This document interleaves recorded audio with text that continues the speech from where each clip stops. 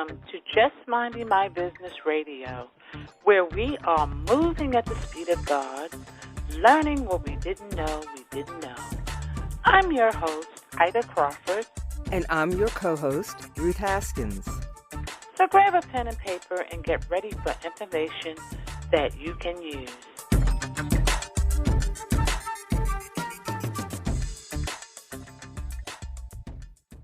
Well, today we welcome Van Carlson, who is the founder and CEO of SRA. He has an extensive background in risk management with more than 24 years in the industry. Van Carlson is an innovator in product development for a variety of industries that take advantage of adding additional revenues while mitigating risk at the same time. By delivering institutional type ideas to small and mid-sized business owners, SRA positions its clients at the forefront of their industry, allowing them to weather any storm, including any future economic events, such as the Great Recession of 2008. To help us understand what risk management is and its positive impact on small and mid-sized businesses, we welcome Van Carlson. Welcome, Van. Thank you, guys. Thanks for having me on your podcast. We appreciate it. Absolutely. Welcome. You've been doing this a long time. What made you go into this industry? You know, like everything, I didn't set out to do this for a living, but, circumstances brought me there. And, I love the idea of running my own business. And really, that's what it came down to is being a property and casualty agent, working with families, small businesses, and growing a business. And I loved it. Still do. Risk management, insurance, all those things, they're not exciting. However, given the right, in the right situation, right time with the right clients, you can make a big positive impact on their lives. And I know it's odd to say when it comes to insurance, but, unfortunately been doing this long enough where I've seen insurance, it's an important aspect of our lives. Be able to transfer risk, be able to, it does bring a quality of life to all of us. Knowing that, we have protection for our homes, for example, in the event of a fire and unforeseen incidences and stuff like that. And so those are, even though hardships when a lot of times insurance is being used, it's still thankful you have it, right? Even when I used to do the commercial insurance, clients would always say, "Hey, Van, I really like you. You're a good guy. But every time I see you, it costs me more money." And you don't want to. I mean, it's never a good position to be in with a client when they say stuff like that to you. But I got it. I get it. But one of the things I saw when 2008, we talked about the Great Recession. When I saw 2008 come on, and I had a very successful practice. It was one of those things. I was winning all these awards and blah blah blah, and here comes 2008 along, and as you get more successful in the P&C business, probably, you wear all the hats in the beginning, like all businesses. And then eventually over time, you get those hats out. And I kept the hat for my commercial clients, my business owners. Unfortunately, when the Great Recession hit, I saw a lot of people go out of business. And it was kind of the way that what they knew, right? Buy more, get bigger, finance more, leverage. And, here comes 2008 along. And then, I got introduced to this idea about, there are unfortunately a lot of times when I was selling insurance traditionally that I would say that's not covered. That's never a good position to be in either as an agent, telling your clients that have been paying all these premiums for all these years that there's not going to be coverage for it. And I think a lot of business owners start to figure out at the wrong time, especially, how good their insurance is. I mean, you never know good how your insurance is until you have to go to use it, right? And so, and it doesn't do everything, right? I think COVID-19 was probably the latest catastrophe, I would say, from a small business standpoint, middle market too, for, just being forced to be shut down and not have, and then these terms called indirect and direct losses start to matter in insurance contracts. So, there's been a lot of lawsuits come through where, the insured are suing the insurers, but they're going to, they have not, the insurance companies are going to win. I mean, they have specific language in their policies that exclude what happened with COVID-19. And so, again, those are just one example of self-insuring risk. And that's really where, I elevated my game to what we do today. And that's really recognizing self-insuring risk and how do you position that better on your balance sheets, than just trying to use cash flow. And God forbid, if something was to happen that wasn't covered by insurance, you're just going to use current cash flow to make good on it. And that's a very dangerous position to be in. So how do small business, mid-sized businesses make that arrangement to protect themselves? Yeah, so back in 1986, the Tax Reform Act of 86, there was a code introduced, 831B. And the best way I can compare this to is a 401k. When you hear 401k, the reason why it's 401k is it's where you find it in the tax statutes, right? So it's where you find in the tax laws. So an 831B is no different. It was passed by Congress. And back in 1986, what was happening was you had a liability crisis, they called it, where, there was a lot of things going on back in 80s. I mean, we're coming out of pretty significant economy, negative economy, stagflation. I mean, and it had been lagging for like 13 years. And insurance companies were needing returns on their money. And you started seeing a spike in claims. We became more litigious. We started having more lawsuits. If you had one claim, the insurance industry non-renewed you. I mean, there was businesses that could not simply get insurance for their practice. This was everything from a mechanic shop to a cabinet maker.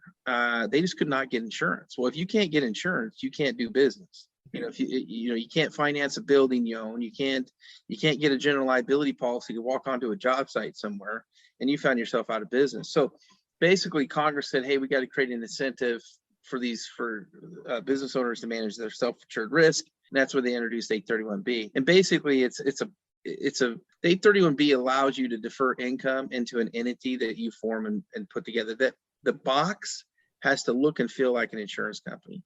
Now, what we do as a company, we are an admin of 831Bs, no different than an admin of a 401k. You have to have an administrator.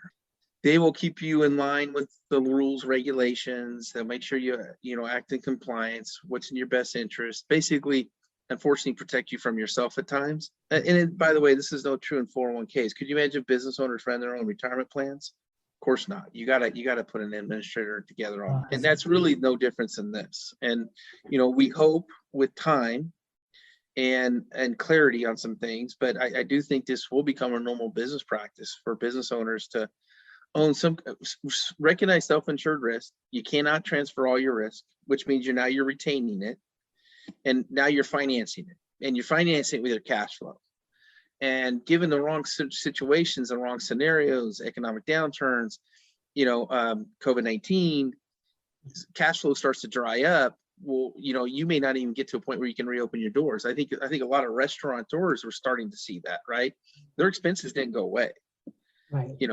Well, you're just eroding that cash flow. So even when it's time to reopen, it makes it very difficult, right? So, business interruption on traditional insurance policies, where if I had a fire in my office building and I had to be relocated, business interruption triggers. However, when, if I get told by a municipality, you're not essential business anymore and you're forced to shut down, that's an indirect loss. There's going to be no coverage. You still want the rent.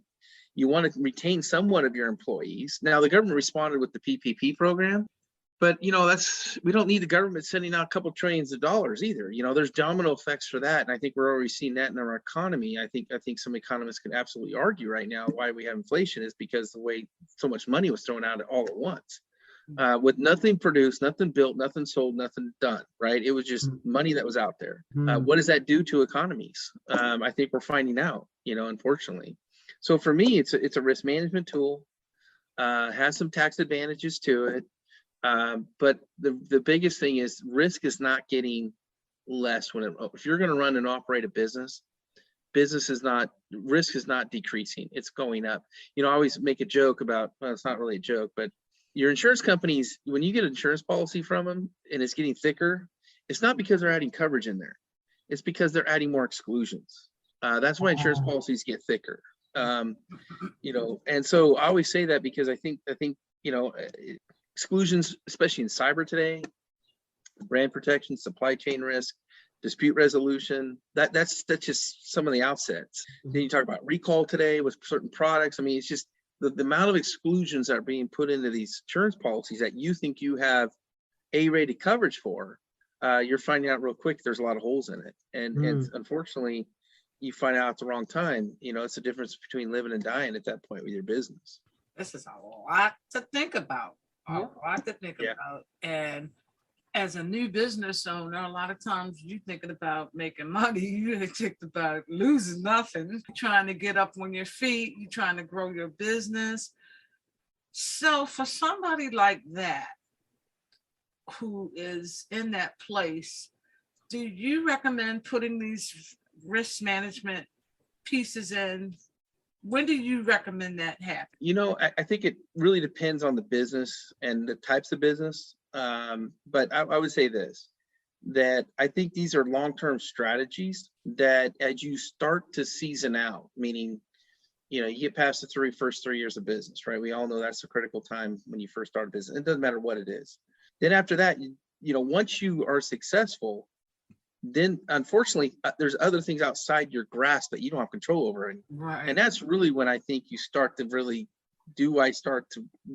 how do I manage my risk more effectively? The bigger you get, the more revenue you have, all those things just compounds themselves on risk. And that's really when I think, it's an assessment. Here's what I tell, and we work with a lot of trusted advisors for business owners. So we work with the CPAs, the financial planners, their insurance agent as well, and then business coaches and all that kind of stuff. And it's a tool in a toolbox is all this is, you guys. For the right client, it's a great tool. It's not the silver bullet. It's none of these, believe me, there's regulations with this code, as you can imagine. And so there's some cost factors you got to consider and everything else.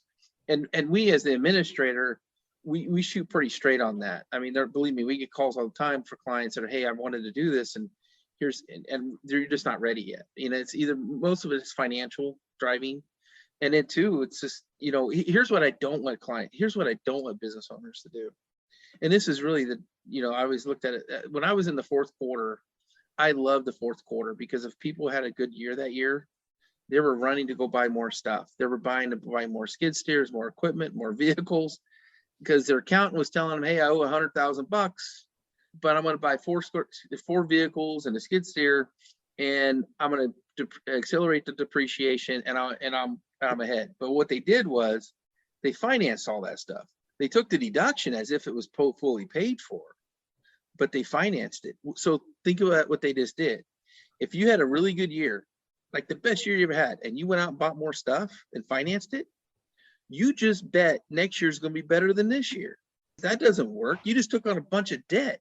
And these are things that I think a lot of small businesses, especially with the CPA firms that I've been witness to, this is what they know. I think the amount of risk you take to do that kind of strategy, it's a definition of insanity. If you're having a good year, I can't tell you how many times I've told, just pay your taxes. You don't need the 3-ring circus. You don't need, be strategic about growing your business. Don't be because the tax tail's wagging the dog. It's funny about Americans, and I deal with a lot of European countries and the Pacific Rim and stuff. And, they always tell us that, Americans hate paying taxes. I don't know if it was the Tea Party or what happened there, but it's ingrained in us. We want to pay our fair share, but we don't don't want to pay any more than we have to. And I do think it's I don't know. I don't know if it's an anomaly for us or not, but I do see it a lot. I mean, and it doesn't matter what side of the coin you're on with politics, everybody else. If you run a business, you don't want to pay any more taxes than you have to.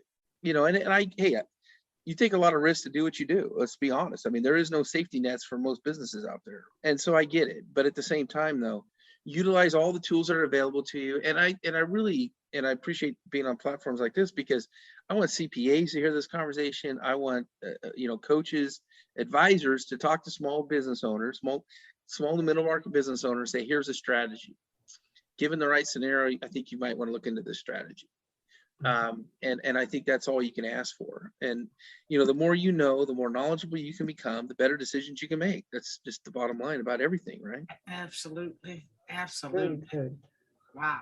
As a small or mid-sized business, I want to do the best thing for my business. And I've heard about this 831B. I don't really understand it. Should I go to my CPA and ask them for help? Where should I go to get the right information that's going to truly benefit me? Great question.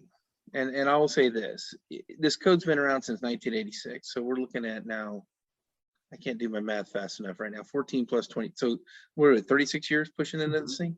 And a lot of CPAs still don't know about it. And so that's part of our job as an administrator to get the word out on it. But, and then two, there's been some abuse on this code. I mean, it's, you know, I was saying earlier about how we don't like to pay taxes. Well, people will take something and then they'll bend it, shape it, and try to make it what it was never designed to, right? And 831B is a good example of that. Unfortunately, we had it hijacked by state tax attorneys that were out promoting this back in the late 2000s, well, 2008, 2009. I mean, the state taxes were pretty low relative today, and a lot of people had state tax issues, and they hijacked the code, which was never designed to do what it was doing. It was always designed to manage risk management. And so anyway, that was hijacked. And so there's, you know, we call them the expert 831B Google experts, you know, where they can Google something and find out they're, you know, they read a couple articles. But I think from my standpoint, I think you, like everything else in life, there's bad actors in any industry. So that's the challenge we have with our code, be quite on the 831B. That aside, I mean, our website's 831b.com, and we do have some, you know, educational videos. There's a 4-part test of these things. There has to be a distribution of risk in the back room. You can't own 100% of your own risk and call yourself an 831B and take the election.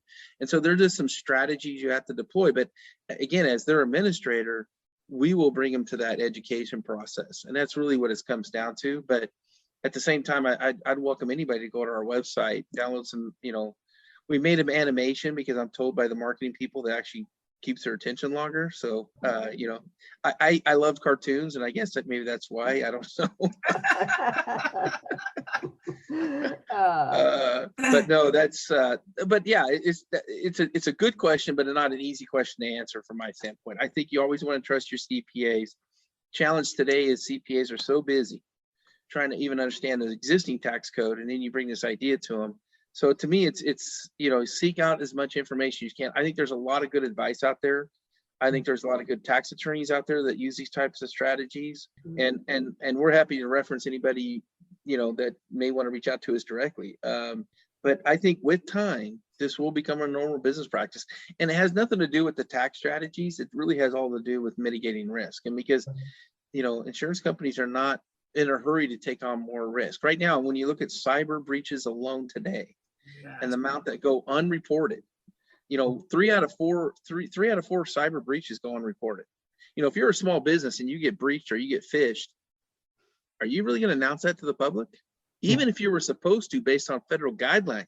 Right. I can tell you a lot of businesses don't. And so you don't know what's being compromised. Anyway, I don't want to go down that road too much, but just know that, you know, there's a risk for small business today. The middle market is getting more complex.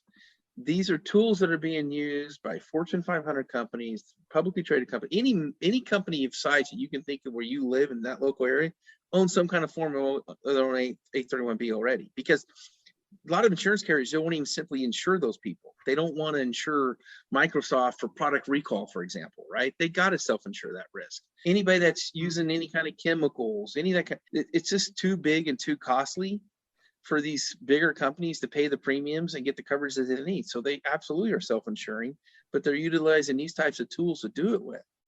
You know, I think the small to middle market business owners, to me, the risk takers, the backbone, the ones that really cannot weather the storm. The one I always give is they do the some of the Mexican food, and they do it in a line. What's the name of it?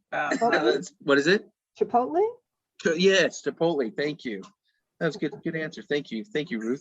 Chipotle, you remember a couple years ago, they were in the news cycle for like 8-9 months, right? They had E. coli going on, norovirus going on. I mean, they were just getting pummeled, right? Well, they kept adding more locations.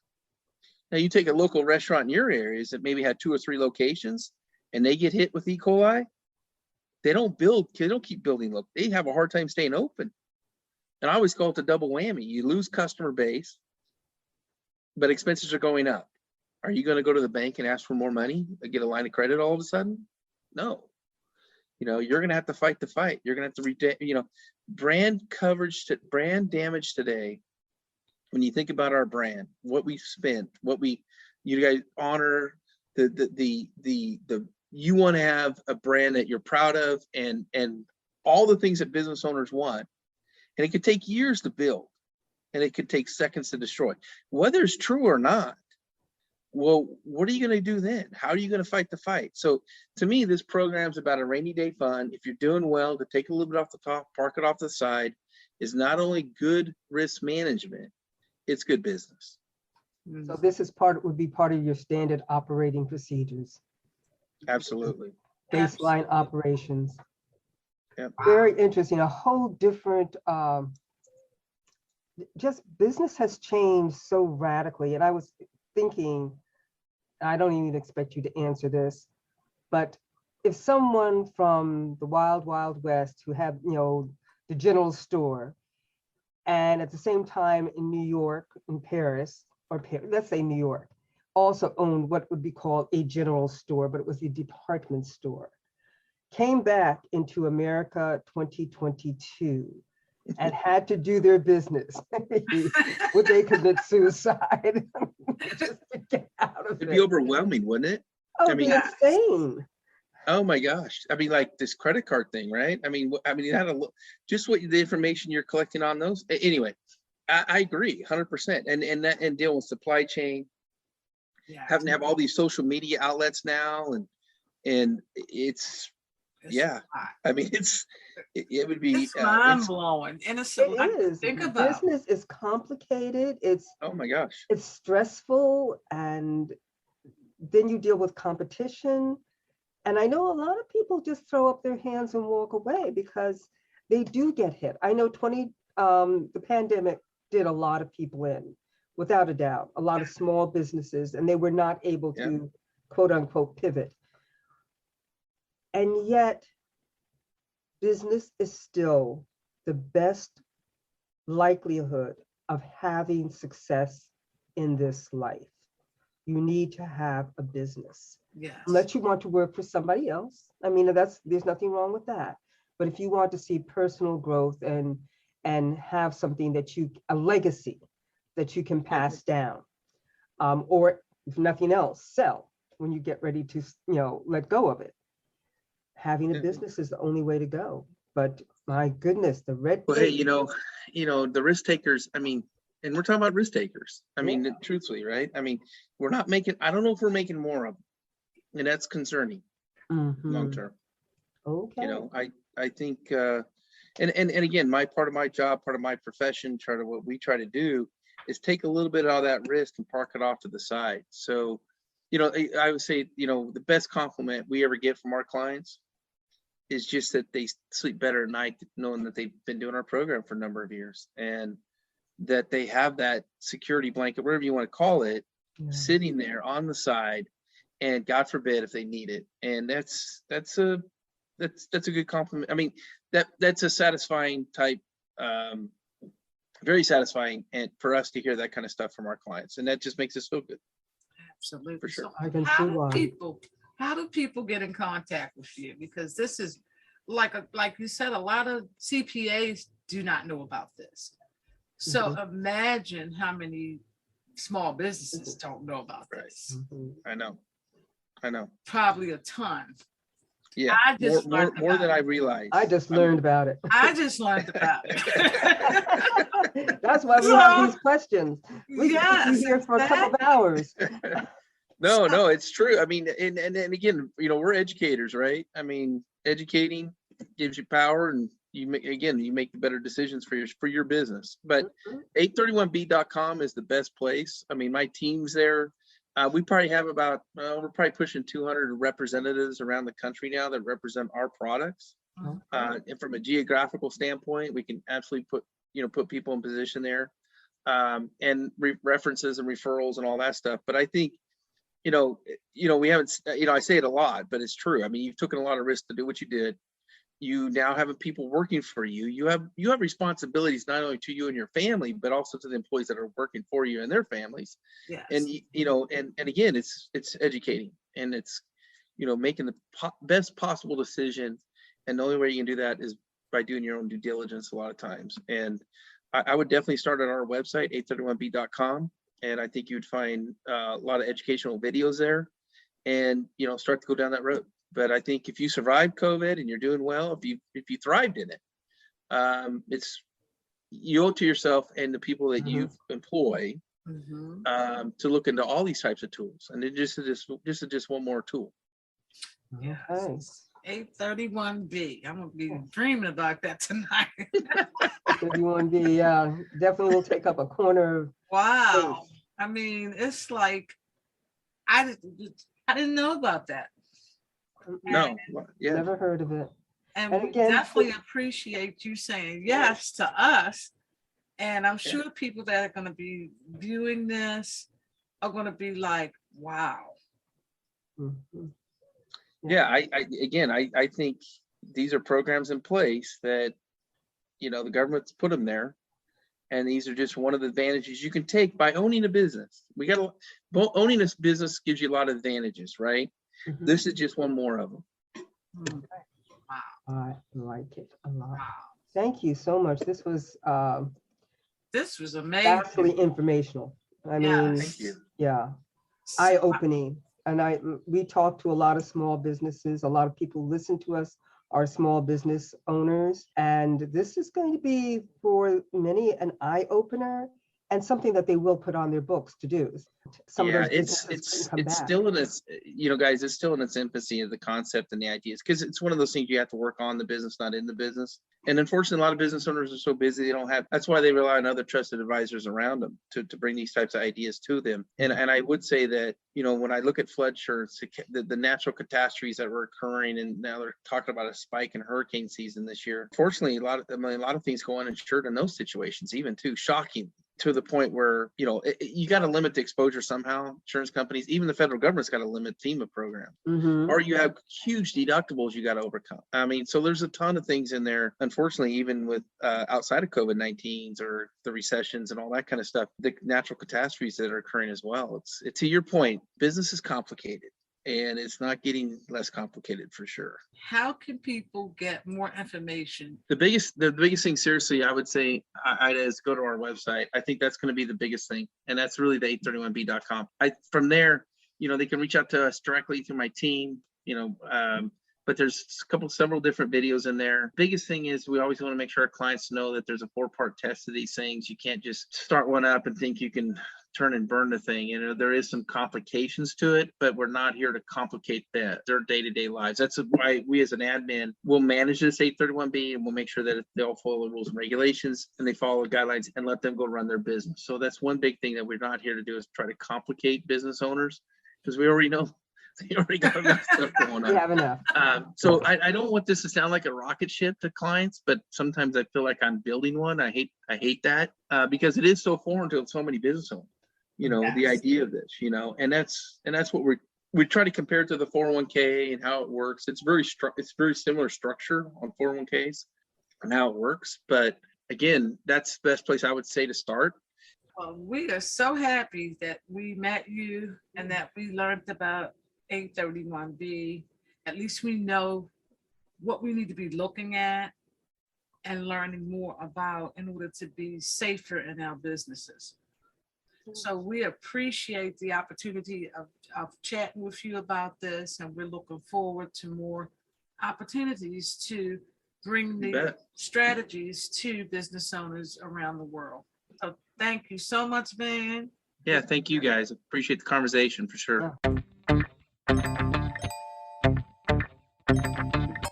Thank you for tuning in to Just Minding My Business Radio. I'm your host, Ida Crawford. And I'm your co-host, Ruth Haskins.